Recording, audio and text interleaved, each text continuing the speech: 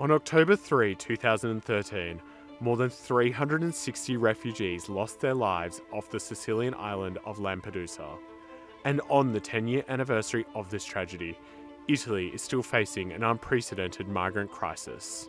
The little island of Lampedusa, south of Italy, with a population of 5,000, saw over 10,000 young males arrive there, double the size of the population of the island, literally an invasion of 200 boats coming from Tunisia and Libya, and the Italian Prime Minister, elected on a ticket of stopping the boats, has given up, thrown her hands up in despair. I was on Lampedusa in 2015, when the migration crisis was starting in the Mediterranean. It resulted in way over 1 million people illegally entering Europe from sub-Saharan Africa, the Middle East, and many other places.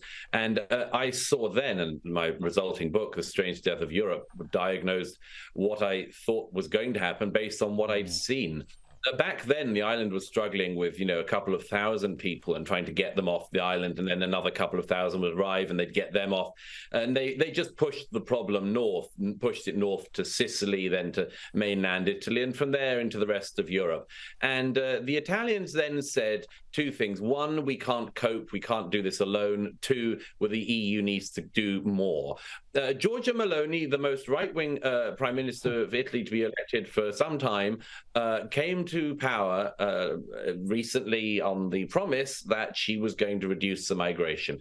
And there she was in Lampedusa this week with Ursula von der Leyen, the head of the EU, saying, again, Italy can't do this alone. We need more help from the EU. And I just thought, nothing has changed except that the problem is getting worse. And it's a real lesson for all countries in Europe, but all of the developed world. The numbers of people who want to come to countries like Australia, Europe, North America is infinite. It's hundreds of millions in sub-Saharan Africa alone that want to come to Europe. Europe cannot take them, but Europe seems incapable of repelling them or deterring them. And in that lies an awful lot of pain and misery for the European peoples in the years ahead. Italy is the gateway into Europe for a lot of people coming from Africa, but there's no question about it. Britain is the final destination. And what we see now, because of the geography of the island of Lampedusa, which is a very nice rock in the middle of the sea, okay, with about 6,000 Italians living on it and now about 11,500 African young men.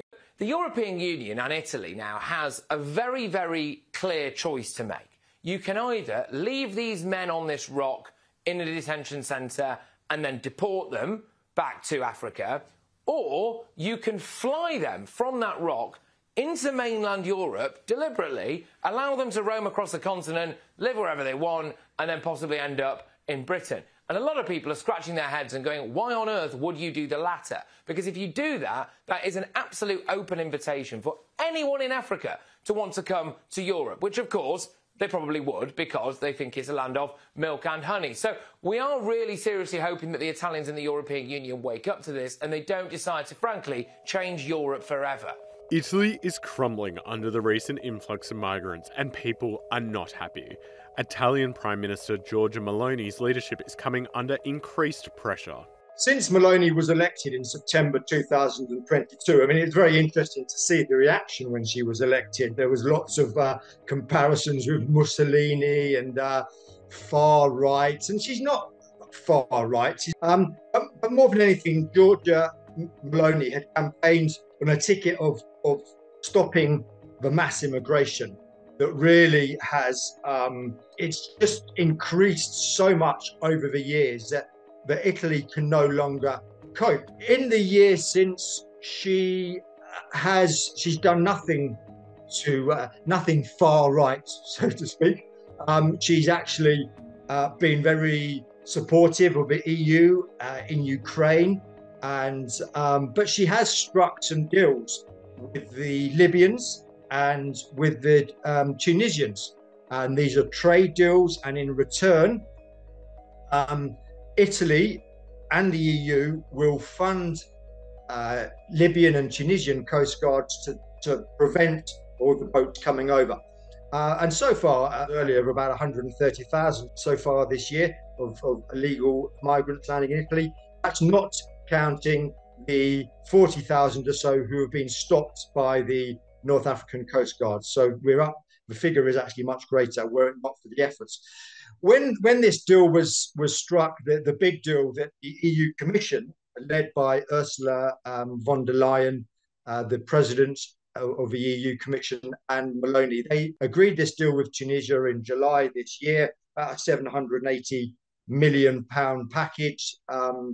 And that caused a huge amount of anger within the left of the EU.